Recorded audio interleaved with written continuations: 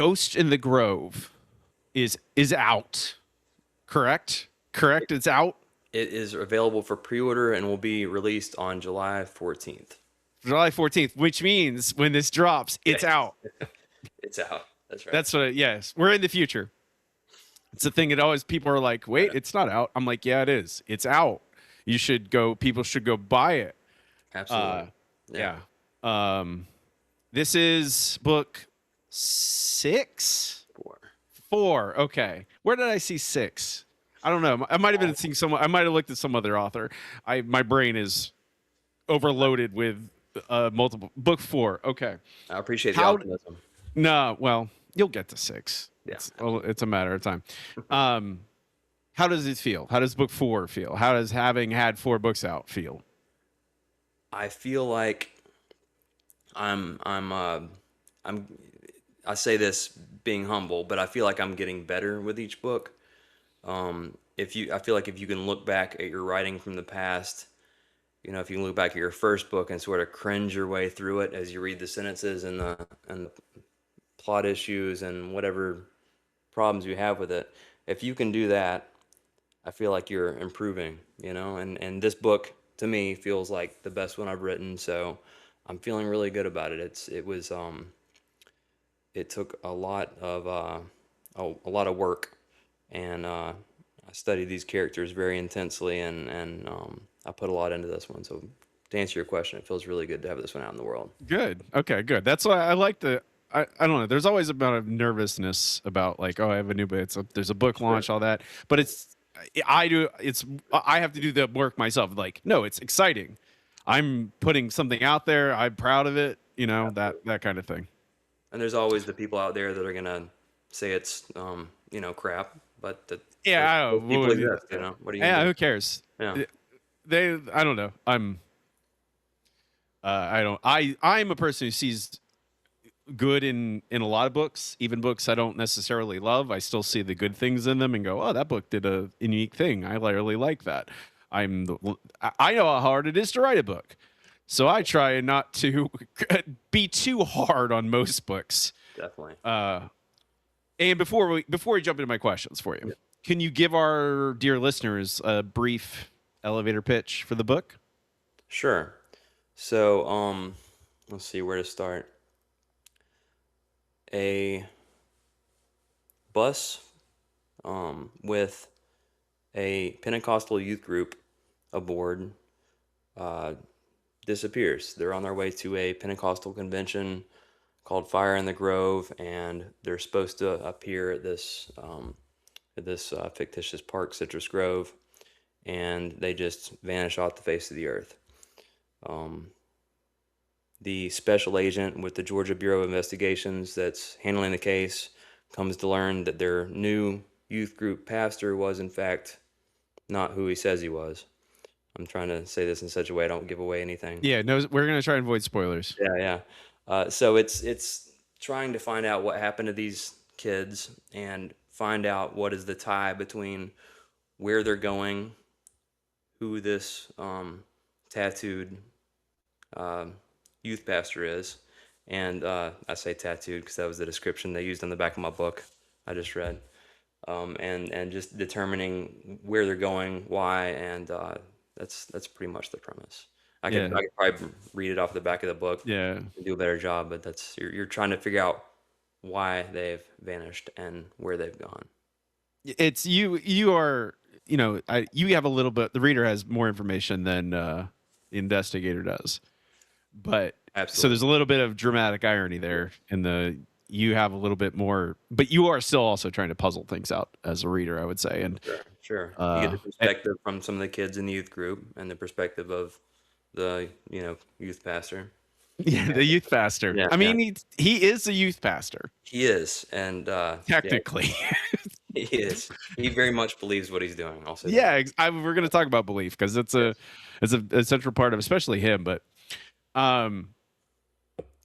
and there's in a very Southern Gothic, a lot of sweat and dark secrets and rot. Yeah, absolutely. So my first question. Some of these are more nuts and bolts, and some of we're gonna go up and down through layers. Um, there are various. We see flashbacks. We see flashbacks of certain characters and their perspectives. Sometimes flashbacks with multiple characters' perspectives, sort of. Certainly multiple characters. And I don't know. This is the thing I think about in my writing, but you set out sometimes where it's like chronological order. We see just a scene in the set in the past that clearly is influencing a character's present, and we jump to the present day. But sometimes it's the reverse. Sometimes we see a character for a while set in the present day, and then eventually we get a little bit of background information on them that kind of informs you, like, oh, this is why the way they are, Sure. or this is why they're doing this very specific thing. Hmm. In this book, and maybe in all your work, do you know the characters' pasts as you write their presents? Are you figuring that out as you go, or how much did you play with the chronology of this story in particular? Were you messing around in how when we're going to give the reader the background information, when we're going to give them more context, or when to not include context at all? That's a really good question. Um, I think, and I'm thinking of, I'm trying to not give away spoilers, like I Right, said, right, right. I'm trying to do this dance here. But in the case of the villain, this who is kind of a sympathetic villain in this story. Uh, I could have just done the story in a very straightforward, here's what's happening chronologically, and then you can just do the flashback for a section. But yeah, in this book, I took it in chunks. Like you'll be in the 1990s, and then suddenly you're in the 60s, seeing some of these characters as children. And I felt like to truly, again, with this specific character, Mason Green, to truly understand who he was, I didn't just want to do it as a short burst flashback. I wanted you to see it sort of unfold in real time, the trauma and the things he went through, and see it through his eyes instead of just a flashback. So in his case, that's the reason I did it that way. Does that kind of answer your question? Right. Yeah. I mean, there's also, I mean, all the character, not every character, but most of the characters we get You'll at see in least some stuff from their pasts correct. influencing their present. Um, and it's more the question of,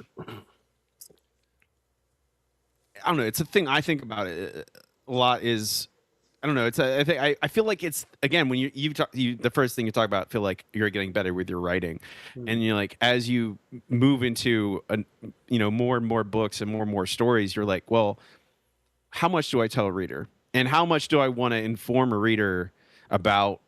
In Mason's case, it's like, well, you're as a writer, you're in control. You're at the wheel. Yeah. Do I want to give them a lot of information now, or do like it because that influences how I certainly Sure. consume a story where it's like, do I like Mason? And like Right. at first you're like, oh, you get a glimpse of him, and Hmm. you cut to the present, and you're like, oh no, this is a bad dude. Uh-huh. We are in trouble. Sure. Like you're riding on that bus with all those people, and you're like, this is bad.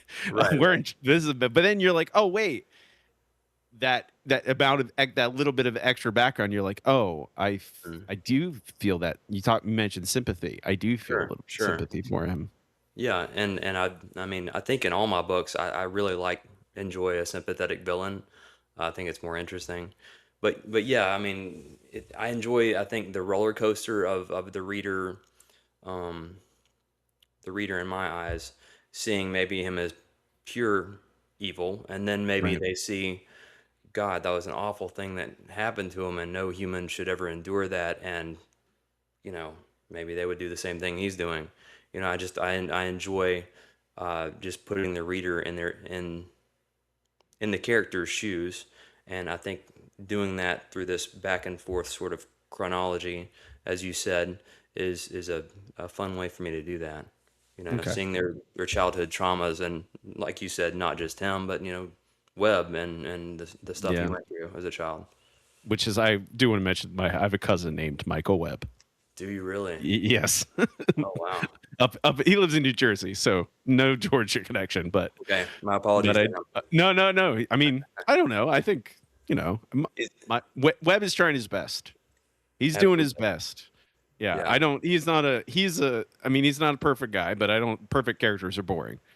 absolutely. I don't want any character that's like, oh, a perfect modicum of glory, and I don't like that's a I don't know. Agree. I want sandpaper.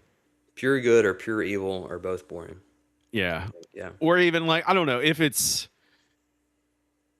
I feel like the only time when I want like a pure evil character is like when they are pure, like over, you go 150% evil. I It's want gotta be like way over the top. way over the top, Right, but then right. you're doing something else entirely, really. Yeah, like the devil or Um, something like that. yeah, exactly. Um, so there was, and I think this crystallized something in my mind as I was reading, because there's a particular quote, um, and it was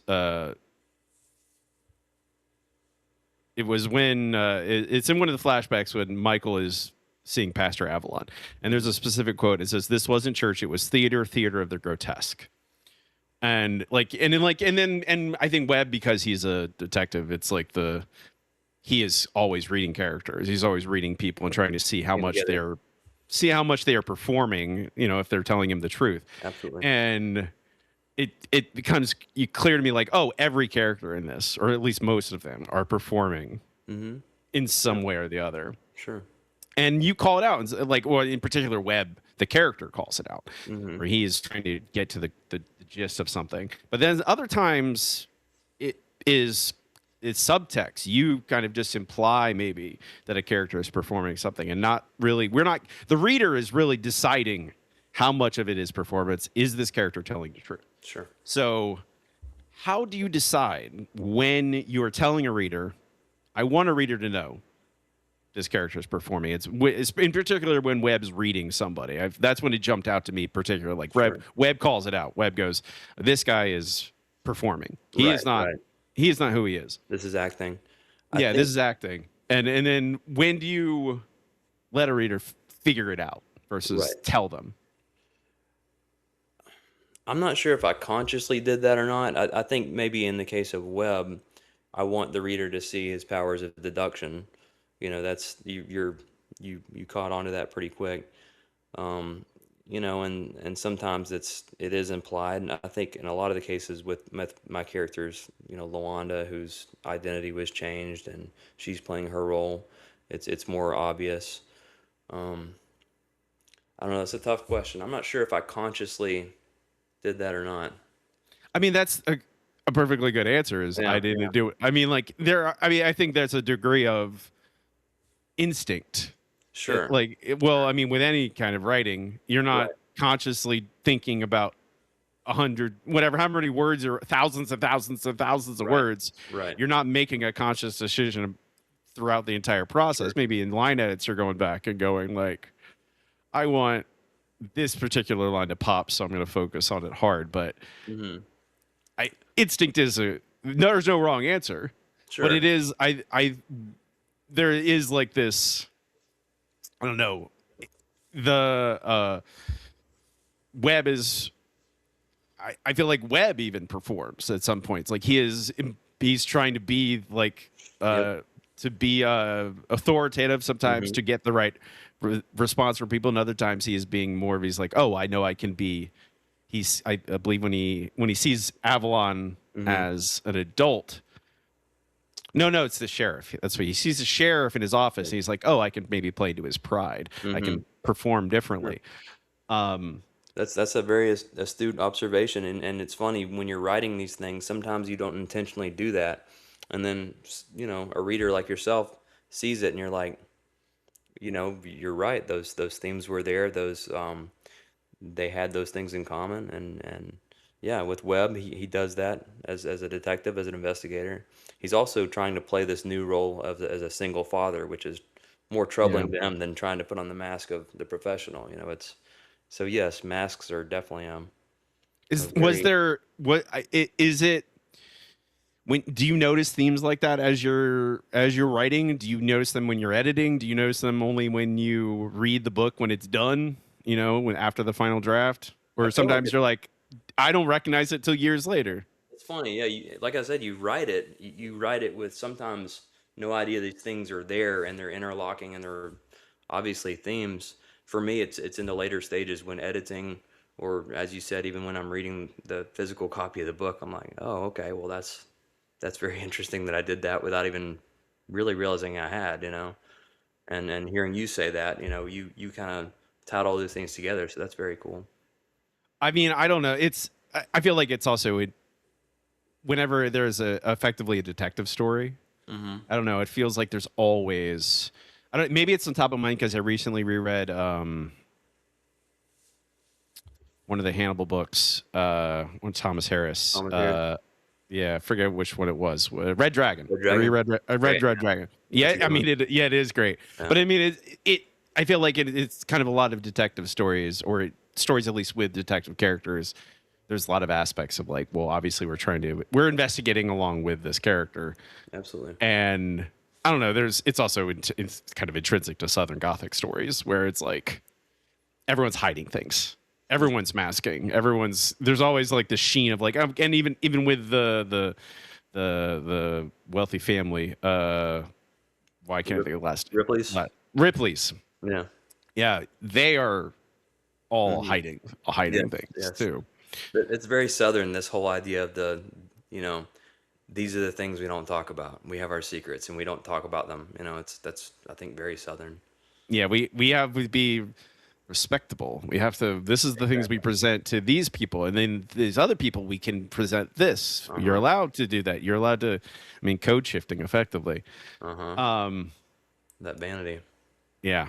Yeah. There's even. I mean, the sheen of what Citrus Groves. Yes. That is that. It's not even a.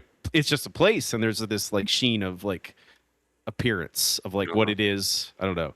I don't know. Absolutely. As a Floridian, I was like, I immediately grasped onto that. I'm like, it's exactly Uh-huh. 100% the tourist trap in Florida.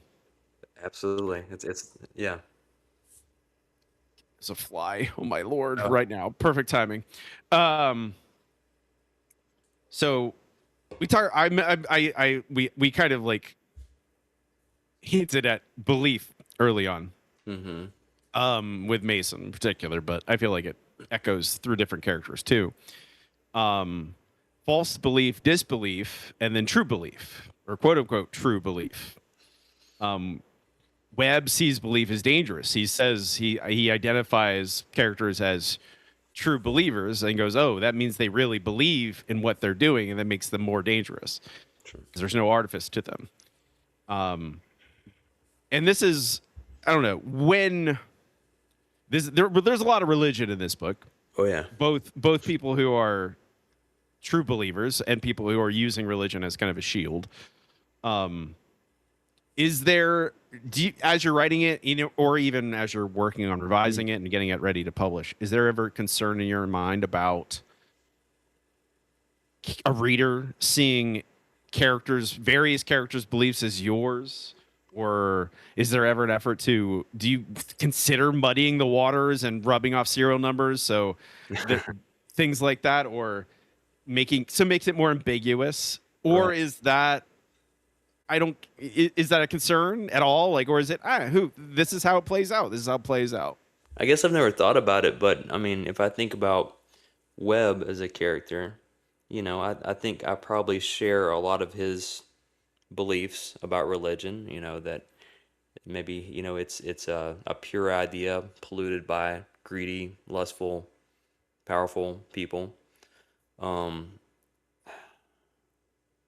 I guess, yeah, I've never considered a concern, but I think I do. Now that I'm thinking about it, I probably don't make any one character's beliefs mine. Maybe I'll borrow, or maybe I'll kind of intersperse what I believe throughout the book, not with one specific character. Just, um, I don't know. Sorry, I'm stumbling on this one. No, I mean Uh, it's more about, I don't know. I just I again. I wrote a very religious theme book Yes. and published it last year, Uh-huh. and it's really interesting to see people's reactions, readers' reactions to it, because I made great effort to disguise. I don't want my Yeah. beliefs just reproduced in the book. Yeah. I write characters, and characters have belief systems, Sure. and I'm true to that. Um, I did do great effort to try and paint it as complicated and complex Mm-hmm. because as religion is complicated and complex, and it informs culture and people's behaviors in Mm-hmm. ways that I don't think we and they can't really predict. Sure. But it's also like, I don't know. It was mostly me going, I wonder if does Frank think about this as he's writing this? Is he Uh-huh. going like, like obviously some of these characters are like, oh, there's a snake oil salesman, faith Sure. healer.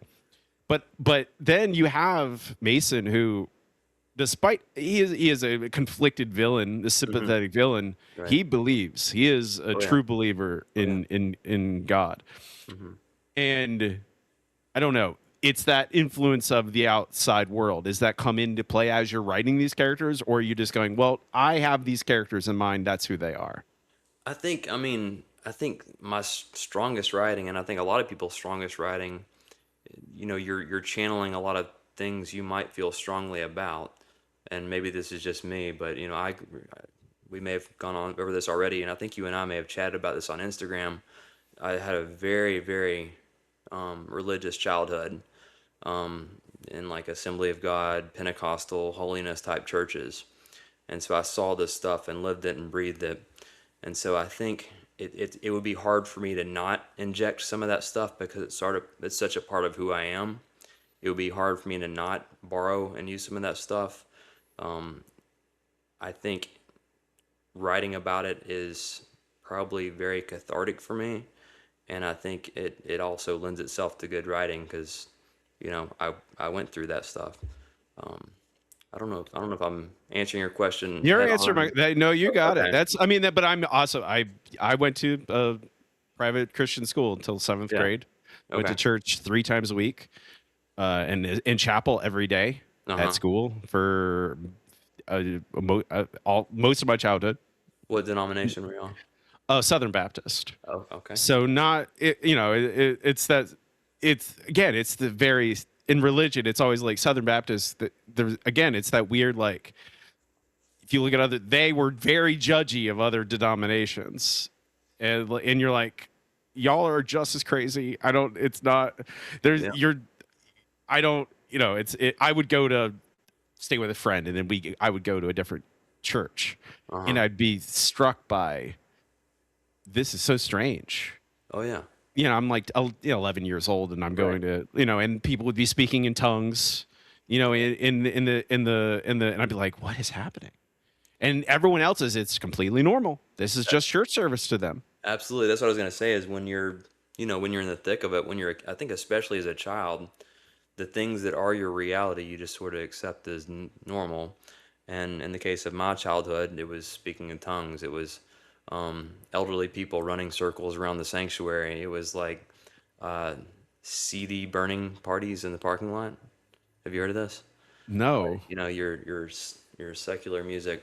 Okay. Understood. We would bring any like Nirvana or like Nine Inch Nails or Weezer CDs we had and have a giant bonfire in the parking lot some Wednesday nights after youth group. All that to say, this all seems incredibly normal at the time. Yeah. And then you think about it as an adult and you go on a podcast and talk about it as an adult and it's like that was pretty damn weird. It was very, I mean, again, but it is a thing it's ingrained in you. Yeah, And so you have a very strong opinion about it. absolutely. Uh, I don't know. It doesn't, I don't, your book does, I feel, is pretty ambiguous about, it presents again, which I believe is my kind of favorite kind of writing about it, is like it just presents these characters Sure. with beliefs, Right. and It's not sometimes it's judging either good way. and sometimes it's very bad, Right. depending on who they are. This is more, I don't know, in the weeds. Maybe I'm the only. Again, these are questions I want answers to. So, Right. if my listeners don't I don't know how much they will get, but I don't really care. I want an answer. This book is like super lean, no fat. Uh, every scene serves a purpose. Every scene is doing a bunch of different things, which is what you want, Mhm. you know. So it's like this is, I guess, in the weeds question. But was there more to this book? Or are there more scenes, more stuff that got cut? Is the lean book always your goal? Is there always like I want to cut any kind of tangential scene, any fat? Is it always I need to cut it as much as I can? This book was so lean, in fact, that my publisher, Shadeland House Modern Press, struggled with whether to market it as a novella or a novel because it's in that kind of gray area where it Right. could be either. Um, it was actually even fewer words when I submitted it to them. I think, and this is not even intentional, but I think that I'm just a minimalist as a writer. In a sense, I guess it is intentional in that I like to paint enough of a picture in broad strokes, and I like to give enough sensory details and narrative to um, for the reader to be able to visualize it, but I don't want to completely paint that picture. Does that make sense? Yeah. I like to leave a little room for filling in the blanks as someone reads. So yeah, my writing has been described as minimalist. All my books clock in and around the same word count. They're in between kind of novel and novella, and that's my writing style. I don't know. It's I guess one day I'll write like a Moby Dick style, brick size uh, book, but that's not what I'm doing right now for Is whatever reason. there again? Is there? Do you ever think about pushing back against your own instincts in that way and like trying to write more, or is it just not possible? That's a great question. I really should do that. Maybe I should try to just uh, and maybe that is what's happening because I want to say, short as this book is, I think it's the longest one I've written. So maybe I'm trending in that direction of milking the scenes a little more and getting better about drawing out the tension and maybe filling in the gaps a little bit. I mean, it's very. I recently just wrote my longest manuscript ever at Mhm. 90,000 words, Oh wow, which it is a retelling of Moby Dick. Uh, really? which yes, it is. Is this your work in progress? No, I'm querying with it right now. Oh wow, that's So awesome.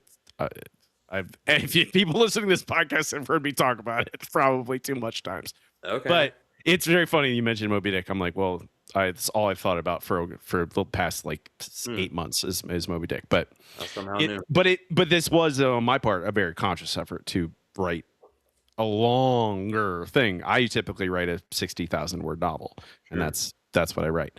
But now I'm like, well, what do I do? How do I write a 90,000 word thing? Right. And it's made me think about other writers who, like I don't know, Nat Cassidy was on the show, and he was like, when he wanted to write When the Wolf Comes Home as a short book, and Mm-hmm. he's like, and then I couldn't.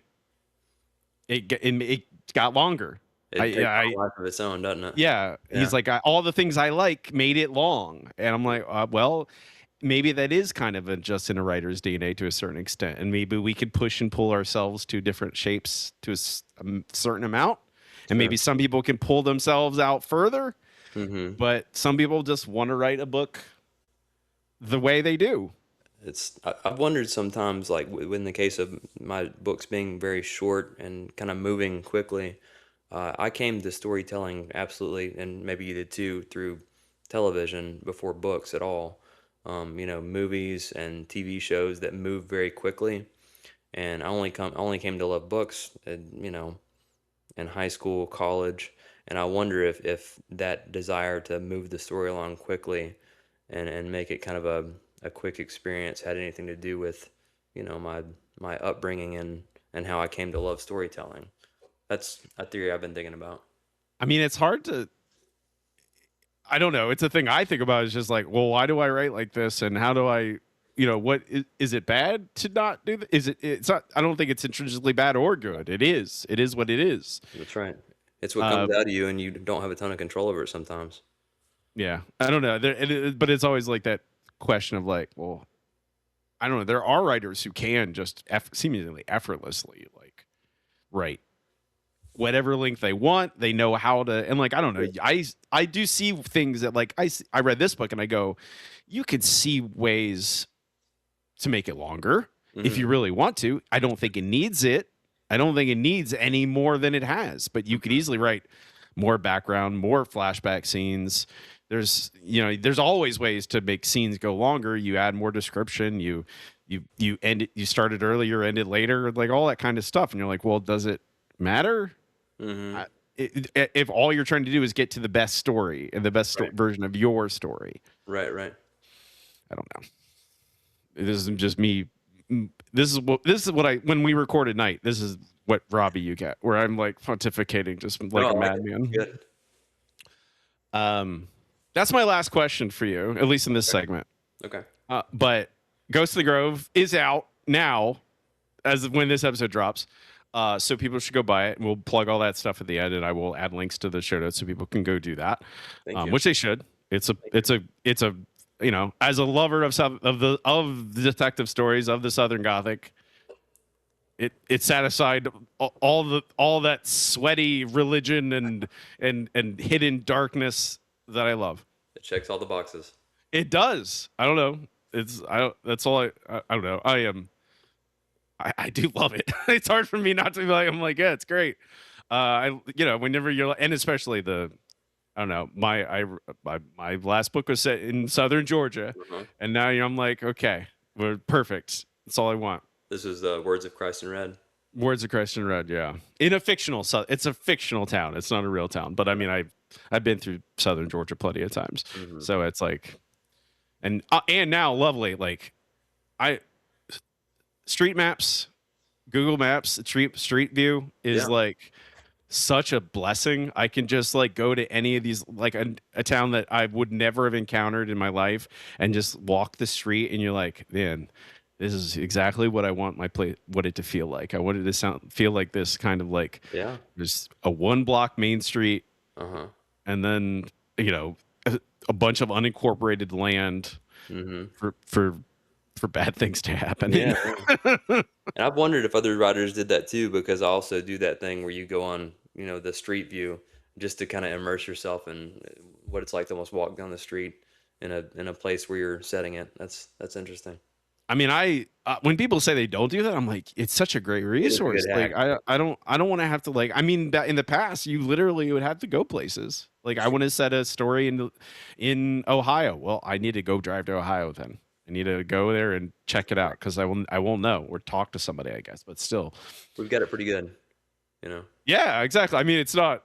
We don't need to talk about how horrible some technologies are, but that one is We don't have really to go good, there. Yeah. very useful. Agreed. We can move on to the second segment. It's time for the second act, which is broader bookish questions. Okay. And my first question is going to be from my last guest, John Collins. And I will ask you for a question for our next guest at the end of the segment. And his question is, do you find yourself avoiding tropes or finding new ways through those tropes? I mean, if I find myself writing something that's a trope, I will do my best to avoid it. Um, these stories I write, they come pretty organically from, you know, ideas I have, things that happen in my life. Most of the time, they're pretty pure and original. But if I do find myself up against something that's like, this is one of those things that's been done time and time again, I'll either abandon the idea or find a different way to do it. I don't know. It's a very weird place we're in because tropes are now just used to market books so much. That's a good point. Yeah. And I don't think like that. I like really like I mean I think there are certain things I like, Yeah. story shapes. I like certain kinds of characters, Sure. Broadly speaking, broadly narrative speaking, but structure. Yeah. Yeah. I don't think of I see it, you see it particularly in romance where there's like these like Right. categories of tropes and they're used to market books and that people want a specific thing and that's their favorite thing and they only read books with that trope in it. I'm They want the like, formula. and I'm, yeah, I don't think like that. I don't know. I like John's question a lot because I do think about like, I'm not a typical reader, I guess. I'm not a, Sure. I'm not a normal consumer Uh-huh. of, I want to read. I like it when writers try new things. Sure. I like it when writers try a totally new thing because, Sure. but apparently the most readers don't. They like a, They want the comfort zone. Yeah. they want a comfortable thing they know. Even when And they say they don't, I think they're lying a little bit. I mean, it's true that there's, what's the saying? There's nothing new under the sun. Like whatever story you're trying to tell, that story has been told, but you're bringing your own personal experience, your own way of telling it, your own, the way you were raised, like all the personal elements, you're injecting it into all those old tropes or, you know, story arcs, so it's, it becomes That's its the, own original thing, I was gonna say that's the you are the new element to it, Right. right? But I don't know. It's what I like. I don't ever go. I don't know. There's sometimes there. I mean, I have written a book where I said I want people to melt in it, Mm-hmm. and so I'm gonna write a book where people melt. How do I do that? But I mean, Right. I'm not. I don't think of that as a trope Sure. necessarily. No, absolutely Maybe not. it's the same. Maybe it's the same thing. A question I ask everybody: Who is a writer more people should be reading?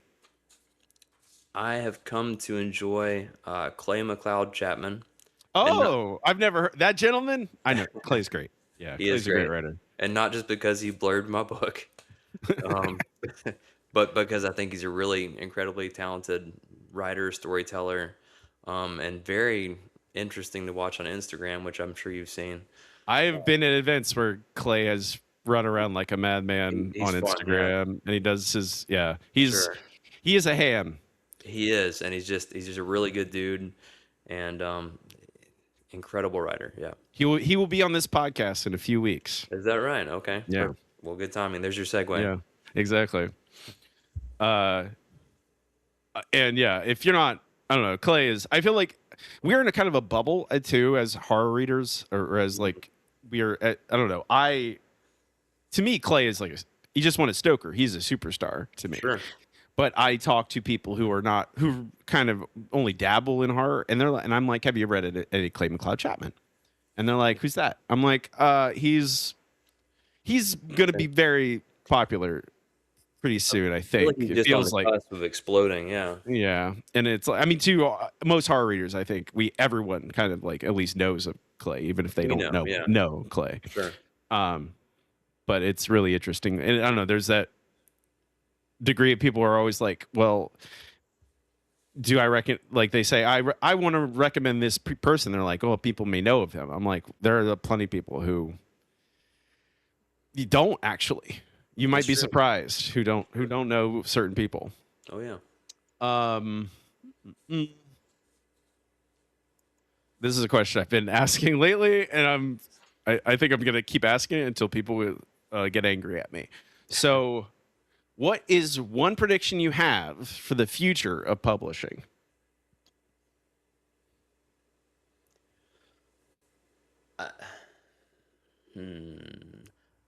I don't know if it's a prediction or just a hope. I mean, can we go into AI at Yeah, all? yeah, Okay. yeah. All right. I'll allow 4 minutes of All AI right. Okay. All discussion, right. and then we'll move on to the next I thing. know it's a can of worms, Yeah. to say the absolute least. Yeah. I mean, I'm hopeful that some kind of safeguards are put in place where it doesn't just completely disrupt the very human nature of storytelling. I hope the publishing industry can do something about that. That's it. Yeah, I would. The simplest way I can put it. Yeah, I mean, it's. I don't know. I'm also hopeful because I feel like I don't know. I've never. The key thing to me is I have not met a single reader who wants to read an AI written Never. book. Never. Not zero of them. There are a lot of people who want to make product with AI. Absolutely. I'm not going to call it art. I'm going to call it product. Product is good. But not anyone who actually wants to read it. Yeah. actively unless they are fooled. That's the only reason. That's the only reason it seems like people are reading things like it is because they get tricked, It's not true. because they actually want that. It's true. They want a human, which is yeah, of course, yes. Why on earth would I consume regurgitated slop from a Exactly. computer program? It's nonsense. No one's more excited about it than the ones who want to, work in conjunction about it. But as you said, as a reader, who the hell wants to read that shit, Yeah, I want human. I want a human. Right. That's humans make art. Humans make Sure. choices when Sure. they write a book or make a Exactly. movie. Um,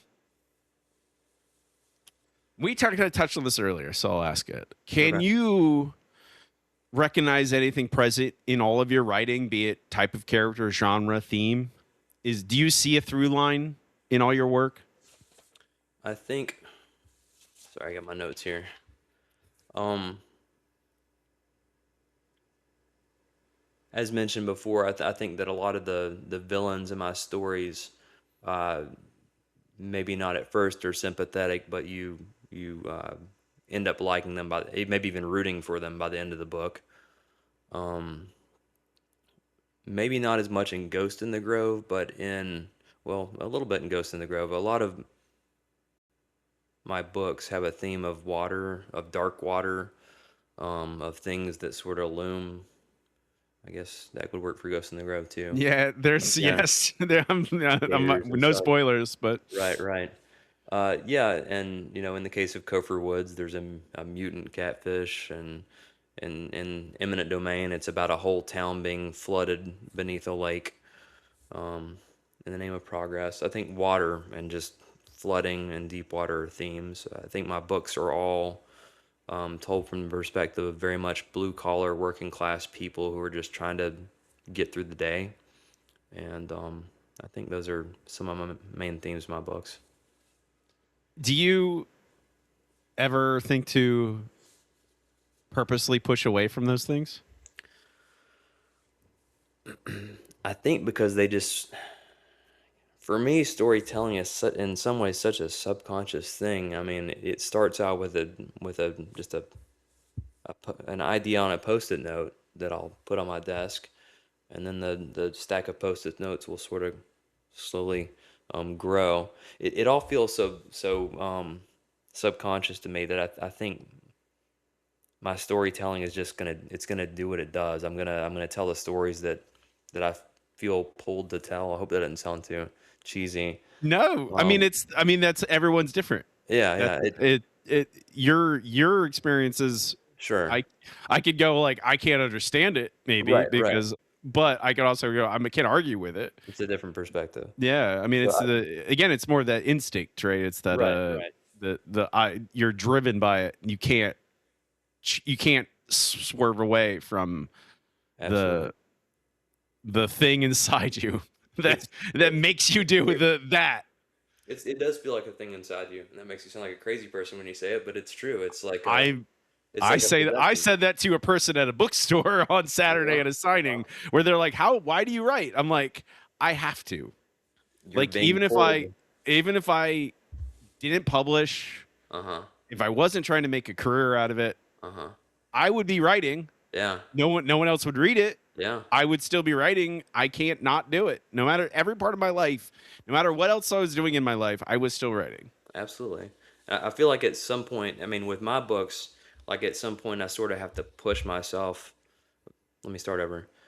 I feel like with my books, I start out and I sort of have to push myself through to a certain phase where I've got kind of a rough outline, and then the thing will sort of just take hold of you, and the characters will start becoming real, and they'll start doing their own things within the confines of this outline or world you've created, and so it really does become like a thing outside of you or a thing inside of you, pushing Both, you really. along. Yeah, it Yeah. does. It's interesting. It's very it's a great feeling though. I mean, when you're in it, Oh yeah, yeah, like it is when you're all just in that consuming. zone. Oh yeah, I love it. Yeah. Um, what is the best piece of advice you have followed? I think discipline is a very underrated um, idea. I think for me, someone said to me one time, you have to pick a writing time. If it's every day, if it's every other day, whatever, but you have to stick to that time, and you have to be very consistent, because you sit down and sometimes you won't write, sometimes you'll have writer's block, whatever, but you have to just intentionally put yourself in front of the laptop or your notebook paper or whatever. I think discipline is so important as a writer, because we have this I have this tendency to just be like, oh well, I've got all these ideas floating around, or I've got all these, thousands of words on my phone in the notes app or whatever, and just to never commit to the actual writing of. I think being disciplined and sitting down and doing it, if you can, at a certain time every day, is very important I mean, it's butts in seat. Put your butt in the seat. for me. It's work. Yeah. I Maybe mean, not I for don't. everybody. I'm very much the. I don't believe in it. I am not the woo magical thinking like Right. writing person. I am like I need if I'm gonna get a book done, I have to sit down and write. It's It's not work. gonna get. Yeah, Yeah, it's not gonna get done by itself. it is absolutely work. I mean, it's fun, but it's work. Yes. We'll do. We have more time. Okay. So let's see. Mm-mm-mm.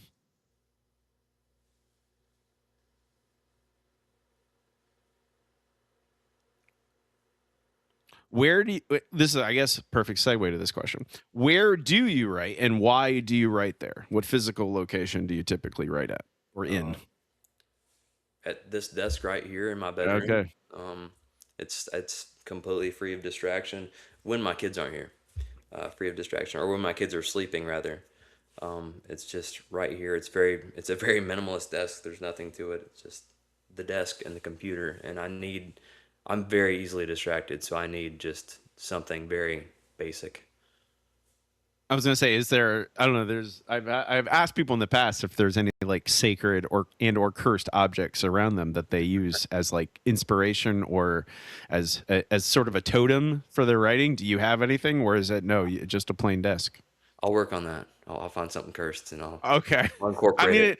it could be something. I don't know. A totem, I think, is the right word. It's like this, Right. like I don't know, something that is. It can be. It's also just inspiration. It can be something, a Absolutely. reminder, like I need to Yeah. get to work, something like that. Just lots and lots of coffee, you know. I mean, I don't drink coffee. I drink energy drinks, but Right. amen. Either way, Caffeine. caffeine. Yeah. I wish I could. My tummy does not like coffee. I love coffee. My body does Yeah, not is not a big fan of it. I totally Unfortunately, agree with everybody. I would drink. I have drank a lot of it, unfortunately, and then It ends that's badly. usually Yeah. yeah, not good. Um, all right, this is gonna be the last one for this segment. What's the hardest scene or character you've ever written, and what made it so difficult? In my first book, Eyes on the Island, there's a scene where the main character is a father, and he watches his toddler son drown in the ocean as he's coming to from a seizure. Um, and I wrote that when my daughter was just very young, and but I had in my mind I wanted this character to have the most tragic thing happen to him you could imagine. That was a very hard scene to write for obvious reasons. Just being a father and trying to write from the perspective of someone who suffers the ultimate loss. That was very difficult for me.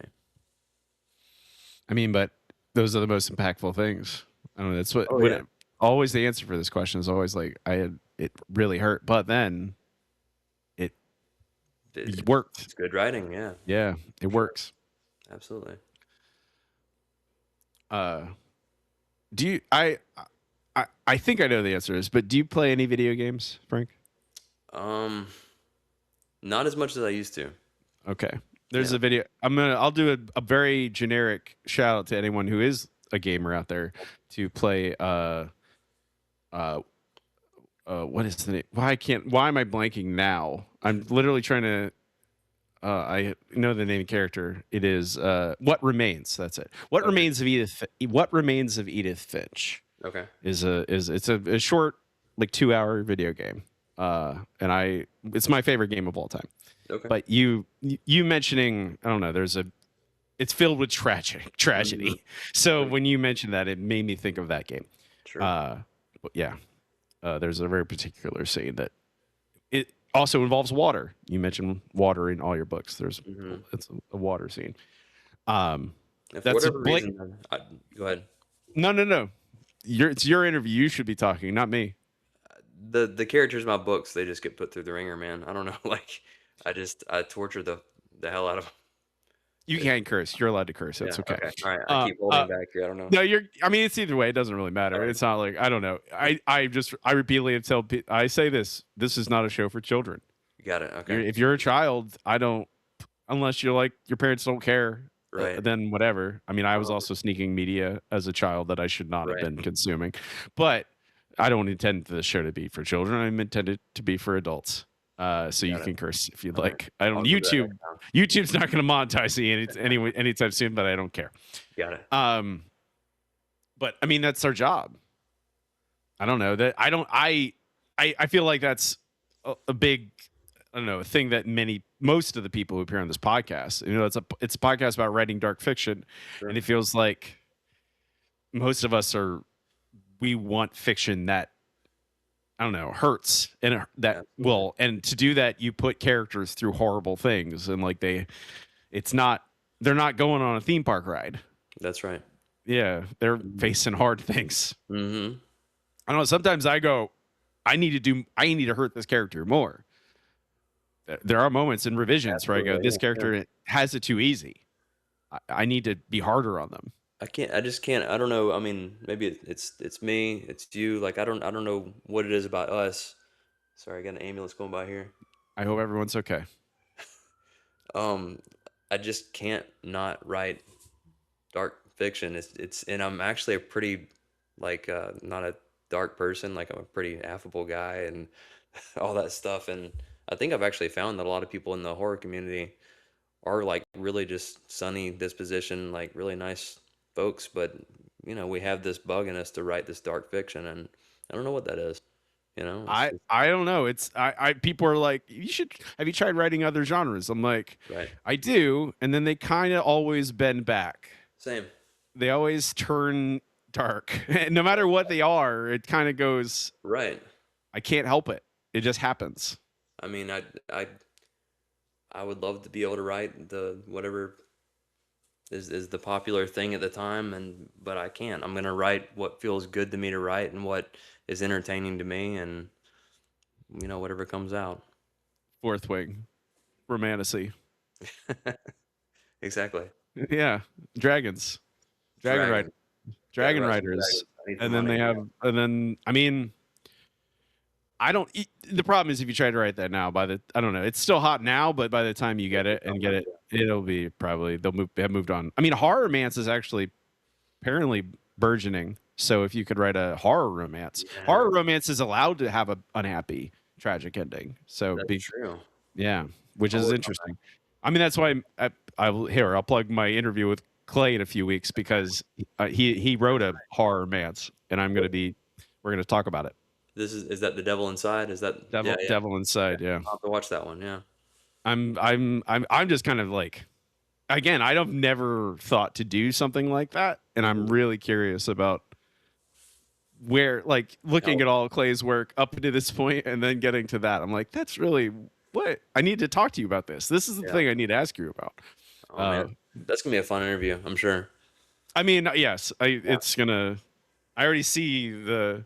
I mean, I did seek out Clay, like, hey, will you be on my Sure. podcast? It's like Yeah. he is, again, and he's a burgeoning superstar. So Perfect podcast. Yes, for you. yeah, exactly. He's also, inventive and creative and a ham, and he's perfect, Entertaining. Yep. entertaining. I need a question from you for the next guest. Okay. I got one I wrote down here. Hang on. Okay, good. Let's see. If I can read my own handwriting, that'll be the test. Let's see. Okay.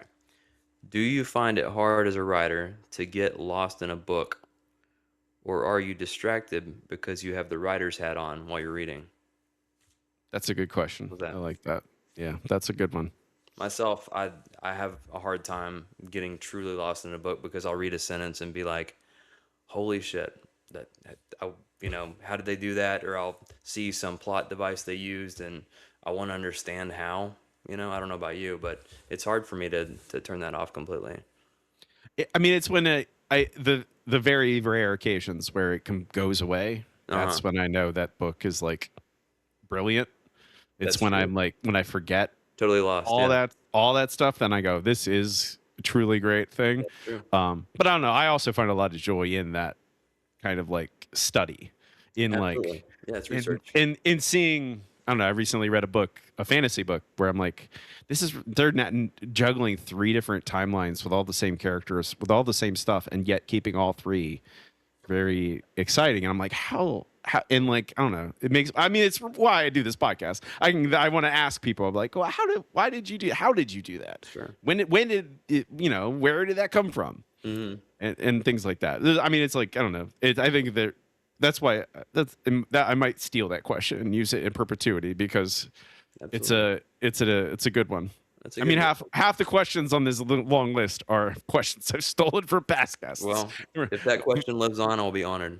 Yeah, we can move on Okay. to our final segment. It's time for blood. It's time for hardship. It's time for trouble, for struggle, for something you have struggled with, be it nuts and bolts trying to get a book done, be it imposter syndrome or social media or business or marketing or a million anything. We writers, we authors struggle with many things because we have to do many things. And hopefully someone out there will relate because they probably have dealt with whatever you want to talk about. So Sure. what is on top of mind? Imposter syndrome is a good one. I mean, I think I'm thinking back to um, when I first found out I was going to get a little book deal for my first novel from a little press. I thought someone was playing a trick on me. Like I was emailing back and forth with someone from this. It was called Fiction Advocate. That was the name of the press, and they said, we see something in this with a few changes. If we'd like this. And I thought they were just fucking with me. I thought it was just like, someone put these guys up to this. And it took a long time for me to actually, come to terms with it. And that doesn't really ever go away for some reason. It's like, people are being nice to me. People are just reading this, to be nice. So imposter syndrome is something I've struggled with. And I think there's this idea that there's this like elite group of writers out there who are like the guard and publishers who are like they would never let you in because you're not one of them. But um, it's that's something I think about a lot. I think I'm starting to come to terms with the fact that I'm doing okay. It's hard. It is, it is, and it It's never very, truly goes away. no, I don't think. I don't know. There is. Because I you have know this there is. idea of these people out there who are like the writers, and you're not the writer. You're not one of them. Well, I mean, I think every writer also has those people. No Right. matter who the person you think in your head is this master, Uh-huh. they also They've in got their somebody else, head yeah. There's have different someone in tiers. their head as the true master, and they are always trying to reach that, and have yet and will never do it because in their mind that Uh-huh. person is the goal. Uh-huh. Uh, and I mean, I'm sure there are some like completely like lunatics who are like, no, I am the best, and Uh-huh. have no concern about it. But I Right. do think that that's True a. psychopath, yeah. I mean, it's like very. I feel like those are exceptions. I think the Sure. vast majority of writers, even the people who. Like you talk to me, like if I'm talking to a reader, I'd be like, I think my books are great. I think I'm a great writer. You should buy my books. Uh-huh. But there's always still parts of you, the Right. shadow self, who's like, you're not You're that good. you're full of You're shit. Yeah. you're like it doesn't matter. You're gonna mess like this isn't as good as you think it is, or you're a Right. madman. You're wasting your Uh-huh. time. None of this makes sense. I mean, yeah, does this make sense? Even though like there's a part of my brain who loves the thing I made, Sure. It's loves it's it. true. It's there's a duality to it because I do also I'll look at my stuff and like, okay, it's interesting. I you love it, and then you're like, wait, Am I a sham? Is this But fake? also it's terrible. Yeah. And also it's terrible. Well, I mean, I think it's because we face so much rejection as Absolutely. writers. You get rejected Oh yeah. hundreds of times, depending on from from let's say a potential agent, from a potential press, from a reader, from maybe people in your life who you say, "Oh, you're a writer," and they go, "What do you write?" Uh-huh. Where are you published? Can I get Right. you at the store? And you're like, oh well, I'm this, and they're like, oh, it's you're less than because of whatever It's made up true. reason. It's true. And what you said is very true about there's always the different no matter how good you are, there's always someone up there who you're like, no, that's the writer. That's not me. I'm not that good. I mean, I feel like there's an amount of it that's healthy Sure. because it keeps you It pushes you. pushes you. You want to get Yeah. better, and you obviously we all no matter where you are in your career, you want to get better. Absolutely. Not even for purely like I feel like that also marks. I feel like that's a mark of a craftsman of any kind where you're like there's always room for improvement. I can always be better and push myself into a harder place, but it can swing so hard in the other direction that Sure. it crushes you, Absolutely. and which It's a double-edged sword. yeah, you have to keep going, you have to keep making things. You do. Yeah, I know it's there's I feel like we've had a lot of imposter syndrome lately. That's why I bring it up as an example, and I don't know if it's just something in the air or I think it's partially because the economy is bad and You think people so? aren't. I feel like that's a part of it. Is like people just aren't buying like because readers are spending less money, and so publishers are going to spend less money and Sure. acquire less books, Sure. and like things are going to slow down, and you're More going to go, rejection. well, why does people not want my Hmm. stuff? And you're like, is something Yeah. wrong with my book Yeah. or my writing?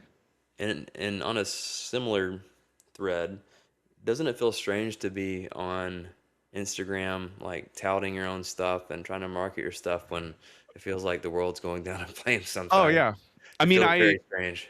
it's you have to put on blinders. It You is do. like largely Compartmentalize. that's what I do when I'm on social. Like again, I'm also very pragmatic where I'm like, I don't really think.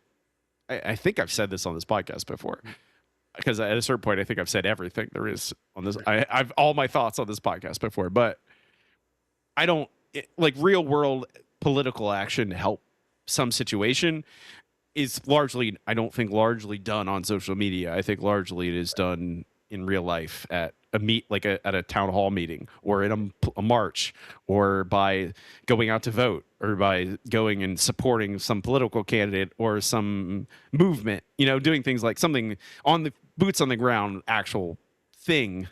versus talking about it on social media. And certainly Right. like awareness is important, but at a certain point awareness there's a limit to how much spreading awareness will help. So I go, well, I don't if you're following me on social media, I make it very clear I'm going to be talking about my books. Right. Right. I am an author first and foremost, Uh-huh. at least on social media. And I will share some of my personal life, Right. but you're not going to get all of that. You're not getting every part of me. Mm-hmm. Typically as you grow in your career and you get more followers and more fans, I'm going to probably segment off more of that where more Mm-hmm. of my personal life is my business and you get what I let you have access to. Sure. Sure. And so if I'm selling books to you every day, if I have make a new video today that's like, "Hey, buy my book," Uh-huh. don't follow me. Right. It's Right. That's right. You have the choice. yeah, Yeah. it's I don't know. This is what my channel is, and occasionally I'll, if I think something's important, I'll make a statement about it, which Mm-hmm. is not very often. I feel like I don't know. I am like there is a part of me that is this very old school, old fashioned of like my work speaks for me. Of course. If Yeah. you want to know how I feel, Go read my book. go read my books. Yeah. But then the problem is not everyone's going to read my books. I have a Sure. lot of books, and even if a lot of people won't read even one of my books. So it's like that idea of like that's not necessarily like a reasonable belief maybe to have Right, right. is to think, oh, you want to know how I feel about things, go read my books. I'm like, Uh, that's a lot, that's a big investment. it's a lot to ask, So, yeah. yeah, but there is, I don't know, there's a certain aspect of like, I think my, as an artist, my, I don't want necessarily my real beliefs to Sure, filter too much, into what you're reading. sure, sure. I mean, it comes back to what we were talking about with religion. Like It does. when I'm selling what Words of Christ and Red to somebody at a convention or something, I am kind of cagey about my actual religious beliefs Sure. because I don't want them to bring that in. I Right. want them to have less of a colored lens when they read that book. Makes sense. I don't know. Yeah, but it's the world is on fire, and we're It like, is. hey, We're buy selling my books. book, Yeah. buy my book. We're the door-to-door salesman. I mean, I think. Well, I mean, it comes back to, um, if you want, I don't know, it comes back to imposter syndrome, really, because you have to have a kind of delusional belief that your book matters Sure. and your writing You have to matters, have great faith and in it. yeah, literally, and like I don't know, I'm writing another religion. I think I'm just gonna be writing about religion now. I think every book from now on is just gonna be vaguely about God, The rest of at your life. least. Yeah, I might be like I'm looking at the main all my ideas and like God, God, God. Like it's not direct. Yeah. It's not Words of Christ in Red. It's not Right, pastors, right. but it is still that. And I'm like, I was writing about faith today, and I'm like, you have to have that faith. And like, well, actually, me selling my book is as important Sure. as anything, even Sure. if it is very ridiculous when like, you know, we we are, I see climate change stories every day about the ocean systems collapsing or something, and I'm like, Mhm. is this the best thing I can do is just sell a book? I'm Right, like, right. well, I'm too late in life to probably to make a shift into like climatology or something. I don't know. Well, you're doing the thing you're good at and the thing you believe in, it's what can you do? Exactly. Yeah, Exactly. I don't know. It's better than nothing. that's right. It Yeah, but I mean, I don't know. I feel like it's an anecdote I've told before in this, but I'll tell it again about imposter syndrome, where some comedian was in an elevator with Sting from the Police, and Sting was talking to his manager, was in the elevator, and said he was concerned about the reaction to the new album. Sting was releasing a new album, and he was worried about people's reaction to it. wow. You're Sting. What are you worried about? Right. Like, make the Yeah, music. Like you are one of the very few people on earth, an artist who can literally just do whatever you want. that's true. Like you're set. You're famous. You're rich. You can make whatever art you want, and it Sure. doesn't really matter if people buy it. Right. You can just keep going. But he still worries about it. But as you said, maybe that's the thing that keeps him good at what he does. It keeps him good because he never believes he's actually good. He's going to keep aspiring to do better and better. That's Yeah. the thing that pushes him. I don't know. That's also like, oh, I keep on a tenuous sign. Like, well, too much of that. Like, that drives so much of my own writing. Is like, I'm not good enough. I need to be better. But Absolutely. also, like, I want to. I don't want to be miserable. Right, right. You don't know. No, none of us want to be miserable. You want to be happy. But I don't know. There's a degree of satisfaction, contentment. You're like, I don't want to be content. I want to keep pushing. Oh, absolutely. Yeah. But can you do the thing like I was talking about where you can look back at some of your old fiction and say, not a fan, or it's not quite. I, I still like it, but it's just a very different me. It's Yeah. very more. Okay. It's I don't know. There's a word. I have an artist friend, and he describes a lot of art, not a lot of art, but some art. He doesn't say it's bad. He says Mm, it's a little naive. And I think that's really interesting because it's like yeah, it can still I be like that. good and still be interesting and still be Sure, compelling, sure, but it's a little naive, meaning like it comes from sure. someone who doesn't have a lot of experience Doesn't have the or perspective you may later have. right. And I Yeah, think that's how I look at some of my early books is that's like good. it's That's a good. little naive. Your Not heart that was in it's the right bad. place. And it's also like it's more raw. It's that like Yeah, I look at that and go, I really feel like straining. I hadn't published anything yet. I hadn't written anything like that yeah, before. I could read it. I could see that in me, like me pushing, get this out of you, sure. hurry. Like it's like that very raw Raw urgency. Raw is a really good word, and I was thinking about this with some of the questions you were asking. When I first started writing, and not to take this on a whole other tangent, No, you're good. but when I first started writing, I was such just a raw writer, like just a kid with a new toy that he didn't understand. He was just banging it against the wall and twisting it and throwing it, and didn't understand exactly what to do with this new thing he could do. And I think over time I've become more measured in my writing, and like I'm understanding story structure more. So raw is a really good word that you used for, when you look back at some of your earlier writing, it's like you're just coming to terms with this power you found, you know? I've even come back around to going back into that a little bit, Oh, how to so? letting myself a little bit more, Like be a letting little yourself bit go a little bit? be a little wild again. Yeah, Okay, I've I like that that. recently, and Yeah. I've really enjoyed it. Okay. But I think I couldn't get there without That's it. Yeah. without Right. going, no, I need to slow down, be more measured, Yeah. be more understanding, Yeah. be more thoughtful. Mm-hmm. Like until I could do that Yep. regularly, there's no way I could let out come back to that, a little bit more wild, more loose Definitely. prose, etc. Sure. It's like you have to Um, learn the ropes, you have to know the structures before you can kind of do the fancy stuff, you know? yeah, You have to know the yeah. basics first. You have to know the rules before you can break them. That's it. Yeah, Way yeah, better said exactly. than I did. Yeah. It's a it's a tomato tomato. It's good. We're running long. Okay. Uh, but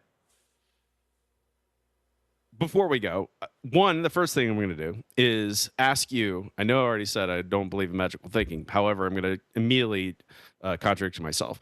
I want you to manifest something for your near to intermediate future in your career as a writer. Speak something you want to happen into the air, and it will happen. We will manifest it with our ability right now. Okay. I like that. Uh, I would like for my fiction to reach a wider audience. I think I mean, literally, that's what this podcast is going to do. We're going to get, a wider audience. But I feel like that is oftentimes just the uttering of the words Sure. brings it to you. But I I think like it. that's a certainly a good thing to want. Well, I think thank you. what we all crave to a certain extent. Before we go, where's the best place people can get Ghost in the Grove? Where would you like them to go for it? And where can they find you online?